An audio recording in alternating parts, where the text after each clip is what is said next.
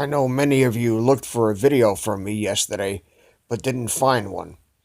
After video 75 was done, my PTSD resurfaced, and I had all to do to keep from going all-out Rambo. Thankfully, I recovered by sleeping all day, and Ninja, my service dog, at my feet, keeping vigil. All I can say is that if occasional Kotex's remarks about concentration camps had deeply offended me, then I cannot imagine the level of insult that was added to the injury of those who actually survived that atrocity. To those to whom this mindless, soulless puppet automaton offended, I can only offer my prayers and empathy. Know this, my friends, the vitriol of these Nazis sub nom will be eradicated.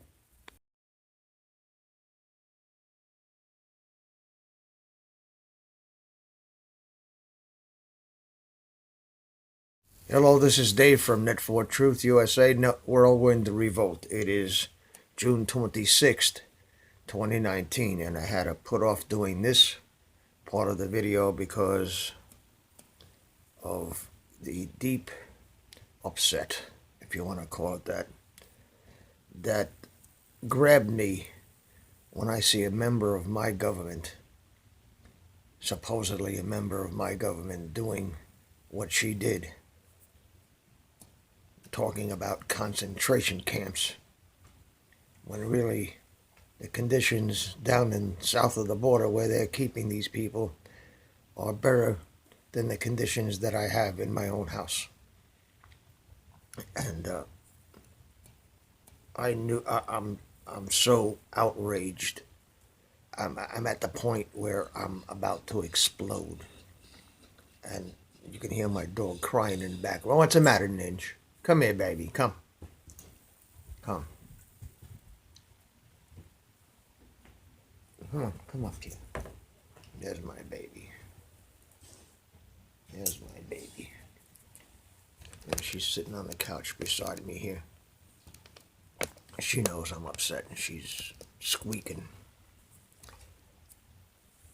I knew a Holocaust survivor when I was about 12 years old. We used to live in Brooklyn, and 3 doors down, a man we knew as Mr. Foster would come out and sit on the porch and watch us play stickball.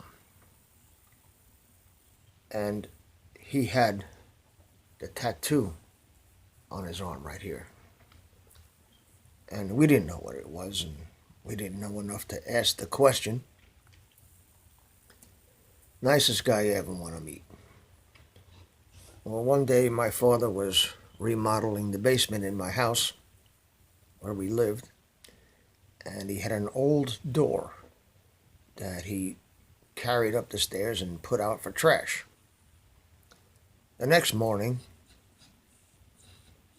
we got up. It was summer, didn't have any school, and the door was gone. And we thought the trash man came, but the garbage was still full. Somebody must have just come and took it. Later on, we noticed that Mr. Foster didn't come out and sit on his porch as usual. And we wondered what happened to him because he didn't have a car. He's an old guy. Very nice old Jewish gentleman. And my father says, why don't you go ring his bell and see where he is, see if he's all right. So I went over to his house, 3 doors down, and rang the bell. No answer. And I turned the knob and the door was open, so I walked in. And I'm yelling, Mr. Foster, where are you, where are you? No answer. I walked into the kitchen and he had a pot of coffee on, still perking. So I guess he must have left. I turned the gas off. I was just about to leave. I says, I wonder if he's down in the shop. So I opened the door to the basement, and there's the door that my father threw out the previous night, laying sideways on the steps, at the bottom of the steps. I says, that's a funny thing to do, just throw a door down the stairs. So I don't know what compelled me to walk down the stairs and try to get the door off the stairs, but when I lifted the door, there was Mr. Foster underneath the door. And I thought he had fallen and just got knocked out, so I tried to wake him up. But when I touched him, he was cold. And he was dead. And I never saw anything like that in my life. So I ran out of the house. And I yelled to my father, I think Mr. Foster is dead.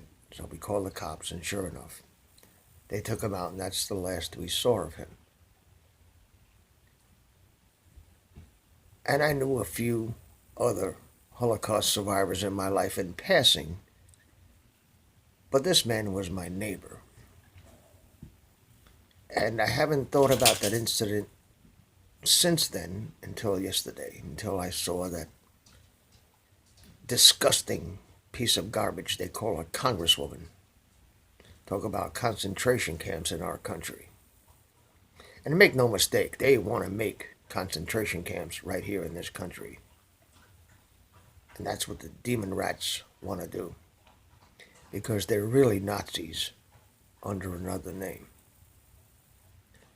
So that's what got me upset yesterday, that I couldn't even bring myself to make a video. There's a lot of evil in this world, people. And I don't know whether it's best for it to be hidden from us, or is it good for us to know it? Because the knowing it,